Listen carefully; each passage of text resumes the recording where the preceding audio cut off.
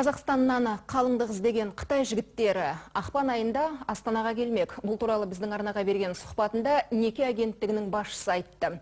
Ең сорақысы, қазірдің өзінде 20 шақты қыз жат елді күйеуімен танысуға ниет білдіріп үлгерген. Бұрын соңды көз көріп, құлақ естімеген құдаласу тақырыбын Айгүл Әдепбай тарқатады.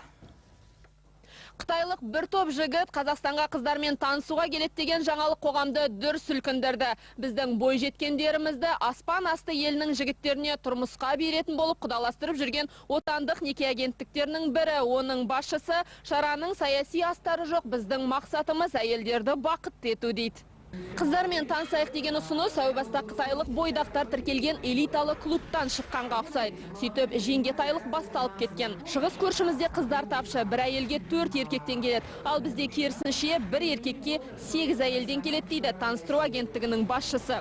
Қытай жігіттерімен танысам деген қыздарға қойылар талаптар да жоқ емес. Критерии их таковы. 18 бен 40 жас аралығында болу керек. 18 жасқа толмаған бір баласы болса да ештеңе етпейді. Қатысамын дегендерге шектеу жоқ. Біз оларға бір-бірінің анкеталарын жібереміз. Қандай да бір қызды ұнатқан, қызығушылық танытқан жігіттер ғана келеді. Қытай жобасына қатысу ақылы, аса қымбат емес. Агенттік клиенттеріне 15 мың, клиент еместерге 25 мың теңге.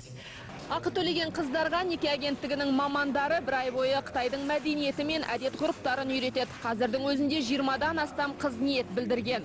Агенттік басшысы кеше ғана алғашқы үміткерлердің анкеталарын аспан асты еліне жібердік дейді. Қоғам бұл бастаманы үрке қабылдады. Бұл агенттікті сотқа беру керек. Ақылы бар қыз қанша бай болса да қытайлыққа бармас.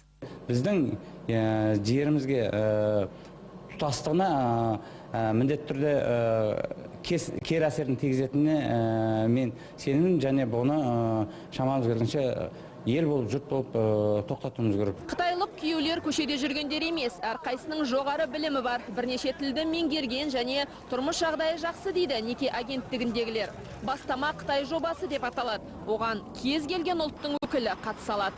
Каждый имеет право. Әркімнің жеке өміріне өз құқы бар. Біреу екінші біреуді қатысуға мәжбүрлемейді. Неге біз көп ұлтты Қазақстанда тұратын орыс, украин, белорус, ұйғыр, татарларды ойламаймыз? Олар бұл жобаға қызықпайды деп кесіп айтуға болмайды.